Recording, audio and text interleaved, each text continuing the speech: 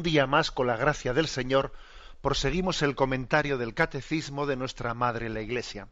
Continuamos el comentario del punto 534 del Catecismo sobre el tema del episodio de Jesús perdido y hallado en el templo, que está en el capítulo 2 de San Lucas, versículo 41-52. Tres detalles más quisiera añadir. El primer detalle, el hecho de que encontraron a Jesús al tercer día de buscarlo. Bueno, pues hay más de un comentarista y también los padres de la Iglesia de los primeros siglos que ven en ese al tercer día encontraron a Jesús, ven también una referencia de ese al tercer día de la resurrección de Jesucristo. ¿Qué significa esto? Significa que está preparando este episodio, está preparando la espera de María a la resurrección de su Hijo Jesucristo. Hubo un tiempo en el que después de la muerte de Jesucristo, cuando todos los apóstoles huyeron, hubo un tiempo en el que la Iglesia estaba reducida prácticamente a un miembro, a María que era la única que esperaba la resurrección de su Hijo Jesús. Hubo un tiempo en el que la Iglesia fue María y San Juan, el discípulo querido, pero vamos, casi agarrado por la mano, porque para que María le agarraba, le sujetaba para que no se escapase, ¿no? Esa es la imagen del resto de la Iglesia en el momento de la prueba, en el momento fiel. Bueno, pues no olvidemos que aquel momento de María esperando la resurrección ha sido preparado por estos 3 días de búsqueda de su Hijo. 3 días de sufrimiento, 3 días de dolor, en los que comienza ya a hacerse realidad esa profecía de Simeón: y a ti una espada te traspasará el corazón. Otro detalle. El hecho de que Jesús lo encuentren en el templo, en el recinto del templo. Eran bastantes los recintos, o sea, los lugares, bien sea al aire libre o también pues, en el interior del templo, donde era frecuente el que los seguidores, ¿no?, de la doctrina judía se sentasen en torno a los rabinos, en torno a los doctores, para profundizar en el sentido de la palabra de Dios. Lo solían hacer, según sabemos, según conocemos, con el estilo de la diatriba, que alguien hiciese preguntas, que el otro diese respuestas, que el otro discutiesen, que no polemizando por polemizar, sino haciendo que a través de las preguntas y las respuestas se fuesen aclarando los términos. Bueno, pues Jesús se sienta en medio de los doctores, y el que dirá más tarde, ¿no?, sobre la cátedra de Moisés se han sentado los escribas y fariseos. Él va a ese lugar en el que están escribas y fariseos, y se sienta. Y curiosamente él se sienta en medio y le rodean. Ese hecho de estar sentado no es un detalle sin una profunda significación. Estar sentado es la postura en la que se solía enseñar. Jesús también se sienta en una roca para pronunciar el sermón de la montaña. Así como nosotros tendemos hoy en día más bien a hablar, la postura para hablar es la de ponernos en pie y dirigir un discurso. No, en ese contexto bíblico la postura del doctor es la de quien se sienta en su cátedra. Y habla desde la cátedra, habla sentado. Jesús está sentado y alrededor de él es escuchado, ¿no?, por los doctores. Bueno, la postura de estar sentado en los evangelios es la postura de quien enseña, pero también es la postura de quien escucha. Por ejemplo, María en Betania estaba a los pies de Jesús sentada escuchándole, en postura de discípulo. Aquí, sin embargo, Jesús está en una postura no tanto de discípulo cuanto de maestro, porque es él el que está en el medio y los doctores están en torno a él, escuchándoles sorprendidos, ¿eh? Sorprendidos de su sabiduría. ¿De dónde saca esta sabiduría? Bueno, es muy importante, pues, este episodio bajo la imagen de Jesús, Jesús que muestra su magisterio. Jesús como es maestro, intérprete de la Torá, el intérprete de la Torá, de la ley del Antiguo Testamento. Y por último, el siguiente detalle que también quería subrayar es la respuesta de Jesús. Ese ¿por qué me buscabais?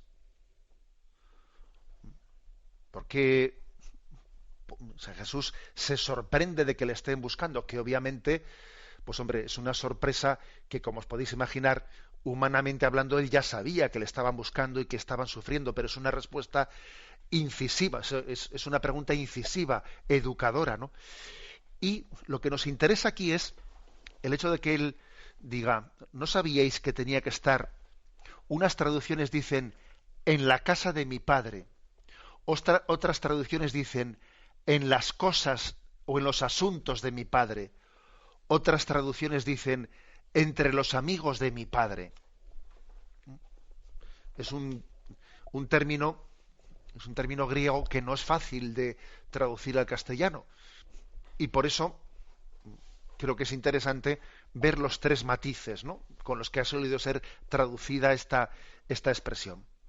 En la casa de mi padre, ¿a qué se refiere? Al templo, obviamente. Y entonces, si lo traducimos así, no sabíais que tenía que estar en la casa de mi padre, es como un recordatorio de que a Jesús, a los 40 días de su nacimiento, le habían ofrecido en el templo. Lo habían ofrecido al templo y entonces, según la tradición judía, había sido rescatado, después de haber sido ofrecido a cambio de 2 pichones. Pero es como un recordatorio de decir, ¿no recordáis que me ofrecisteis a Dios? ¿No recordáis que cuando a los 40 días de haber nacido vinisteis aquí y me ofrecisteis? No lo olvidéis. Yo soy de Dios. Estoy en la casa de mi Padre. Es un recordatorio, un recordatorio interesante. Por cierto, una pequeña digresión, abro paréntesis, porque he recibido un correo de un oyente que decía que, bueno, pues que no sabía cómo conjugar el hecho de que en el Evangelio de San Mateo se hable de la huida a Egipto, por motivo de la persecución de Herodes se huye a Egipto, y en el de San Lucas no se cuenta esto y se cuenta lo de la presentación en el templo a los 40 días, ¿no? Entonces me decía el oyente, bueno, entonces ¿cómo se conjuga una cosa con la otra? Antes de huir a Egipto tuvo lugar la presentación en el templo y a los 40 días es la presentación y luego huyen a Egipto. Hombre, pues la verdad es que no lo sabemos. Nosotros tenemos que ser humildes agarrándonos sencillamente a los textos evangélicos. Pero podría ser esta una interpretación. Pudo haber tenido lugar la presentación en el templo, que por cierto, eso nos haría entender que al haber nacido en Belén, Belén está muy próximo de Jerusalén, a diferencia de Nazaret, que está en Galilea, que está bien lejos, ¿no? Y una explicación posible pues puede ser la de la presentación en el templo primero y luego la huida a Egipto. Pero bueno, cierro paréntesis porque era una duda de un oyente. Aquí lo que nos interesa ahora es decir, bueno, que una primera respuesta de Jesús es, no sabíais que tenía que estar en la casa de mi Padre, porque el templo es el lugar en el que Jesús había sido ofrecido, el primogénito había sido ofrecido por María y por José, que en el fondo es un recordar que Jesús mismo, Él es el templo en el que habita la plenitud de la divinidad. La segunda traducción es, ¿por qué me buscabais? ¿No sabíais que yo tenía que estar en las cosas de mi Padre o en los asuntos de mi Padre? Que es una referencia a que Jesús ha venido para servir, para servir a la redención del mundo, con lo cual, digamos, el horizonte de Jesús es la humanidad entera. Dios quiere que todos los hombres se salven y lleguen al conocimiento de la verdad. Entonces, ese es el horizonte de Jesús. Él tiene que estar en las cosas del Padre. Él no busca únicamente pues, un interés que podíamos llamar pues de puertas para adentro en su casa, ¿no? No busca únicamente la comodidad o el bienestar o el confort de la familia, no. Está en las cosas del Padre. Con lo cual, con esto les está ampliando a José y a María el horizonte de decir, nuestros asuntos son la salvación del mundo, y no menos. Yo no me conformo con menos que con entregar mi vida por la salvación del mundo.